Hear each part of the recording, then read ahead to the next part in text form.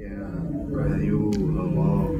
Ya, rahayu sagung titah dumadi sedulur sedaya. Kami dari Tuban, Romo. Jadi datang ke kediaman panjenengan untuk mencari bapak, mencari ibu, mencari saudara. Ingin mendengar ujangan-ujangan tentang nilai kehidupan karena Romo yang sudah berpengalaman, usianya langkung sepuh. Nah, kira-kira Romo ini kan paham betul, sering mendapatkan dawuh-dawuh dari para leluhur gitu. Kira-kira dulu awalnya bagaimana kok bisa seperti itu? Saya dulu merasa begini, Mas. Di usia 2,5 tahun, mungkin belum ada ya. Kira-kira usia 2 tahun itu memori saya itu selalu teringat kuat itu akan banyak peristiwa-peristiwa, termasuk misalnya saya sampai usia sekarang pun ingat waktu usia 2 tahun itu saya ditimbang badan saya pakai timbangan yang besi warna biru ditidurkan itu. Saya tuh nangis karena besinya itu dingin dan ini alat apa kok keras karena nggak dialasi apa-apa itu. Jadi itu sampai sekarang teringat sekali kan. Jadi kebayang waktu masih balita ditimbang ditidurkan pakai timbangan yang tidur zaman dulu itu kan usia masih belum ya di bawah 3 tahun. Nah, mulai dari situ itu saya tuh ada pengalaman yang sifatnya itu sulit saya jelaskan karena masih anak-anak itu ada keterbatasan kosakata, kalimat itu saya sulit sekali mencari orang yang bisa saya ajak komunikasi, saya sampaikan apa yang saya alami. Jadi yang saya alami itu begini, Mas. Tiap kali jam 4 sore ya, terutama jam 4 sore, mulai jam 3 sore, jam 4 sore, saya tuh mengalami semacam trance. Jadi kayak saya tuh udah ada di dua alam. Ketika saya mulai memasuki fase seperti itu, saya saat bermain dengan teman-teman anak-anak kecil sebaya itu, saya bicara, suara saya itu seperti dua, Mas. Suara saya di mulut saya, yang satu lagi ada di jauh. Kok saya ada dua suara itu. Setiap kali saya nyoba teriak begini, ngomong pelan, ngomong kenceng itu ada dua suara dan yang satu tuh kayak samar-samar, kayak tempatnya jauh tapi jelas. Nah, dari situ saya mulai panik dan kesadaran saya kayak seperti double. Ini kesadaran yang di dalam mimpi sama kesadaran yang benar-benar sadar. Saya panik terus cepat-cepat pulang ke rumah. Takut juga terjadi apa-apa.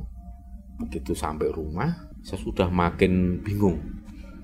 Makin bingung, Mas, karena wah ini apa yang akan terjadi pada saya. Karena rasanya di dada ini yang saya rasakan tuh takut karena ini saya seperti mau mati. Padahal kan belum pernah mati, tapi saya merasa takut sekali seperti mau mati ya. Nah, dalam kondisi yang bingung, takut seperti itu, saya biasanya masih sadar untuk ngambil minum atau kadang diambilkan minum sama ibu saya yang saat ini masih sugeng ya, masih hidup di usia 86 menjelang 87. Ketika sudah diambilkan minum, saya masih bisa minum, Mas. Terus saya letakkan di meja, itu biasanya saya sudah mulai melihat fenomena yang asing bagi saya. Jadi saya tuh seperti masuk dalam lorong yang terang benderang, seperti meluncur gitu ya, seperti roller coaster. Tapi begitu sampai di ujung itu kayak ada ledakan, blang, terus jadi terang benderang. Nah, kalau sudah ada suasana terang benderang, saya sudah bingung. Ini suasana di mana? Ini apa yang terjadi? Karena semua pemandangan yang saya lihat itu sudah beda. Termasuk orang-orang di situ kok tinggi-tinggi, gitu. Mungkin karena saya masih kecil ya, saya melihat orang dewasa atau kakek atau apa itu, kok rasanya kok orang kok tinggi-tinggi semua sih ya. Terus asing. Jadi kayak ada kita berjalan di atas hamparan awan. Kalau kita naik pesawat itu kan melihat ada awan yang permukaannya rata. Terus ada yang menggumpal itu seperti bukit, seperti gunung. Jadi seperti itu Mas, awal-awalnya dulu seperti itu. Dan itu saya rasakan itu berulang kali. Terus hampir tiap hari selama kurang lebih 4 tahun 5 tahun. Tapi makin kesini itu saya akhirnya ada komunikasi dengan sosok yang saya temui di dalam dimensi yang aneh dan asing tadi. Jadi saya itu ada orang yang tinggi besar gitu, mendekati saya terus mengambil tangan. Kene nggih, ora usah wedi, sini nggih, enggak usah takut. Ayo saya ajak, saya eyangmu sendiri. Nah, begitu saya dengar saya eyangmu sendiri, saya mulai merasa wah ini bukan orang asing, ini kayaknya tidak akan mencelakai saya. Saya mulai merasa tenang Mas. Dan dari situ saya mulai menikmati setiap ada perjalanan seperti itu. Yang tadinya selama kurang lebih 2 tahun 3 tahun itu saya ketakutan bahwa saya ini usianya udah tinggal pendek, ini udah sebentar lagi, karena setiap hari itu seperti mau mati. Nanti jam 4 sore itu saya mau mati gitu. Karena mengalami peristiwa seperti itu. Jadi menakutkan sekali kan anak kecil itu. Ya setelah ada sosok yang memperkenalkan diri, kemarilah nak, saya eyangmu sendiri, ndak usah khawatir. Ayo saya ajak jalan-jalan. Itu awal mulanya. Itu laki-laki ya berarti ya? Laki-laki ya. Laki-laki terus pakaiannya itu ya aneh, kadang transparan. Transparan tuh ke bawah itu seperti transparan, tapi ke atas tuh makin jelas bahwa oh ini sosok laki-laki yang setengah baya, tapi menyebut itu eyang gitu kan. Kadang di lain peristiwa itu saya melihat lebih jelas. Misalnya pakaiannya apa? Pakaiannya itu kayak seperti surjan ya kalau zaman. Tapi surjannya tidak ada motif. Jadi hanya polos, terus bawahnya itu juga kain seperti polos juga. Dalam penglihatan saya itu polos dan two-tone, hanya black white gitu. Awal-awalnya seperti itu Mas. Cuma lama kelamaan itu yang tadinya black white hanya two color itu two-tone, itu kemudian makin kelihatan ada warnanya.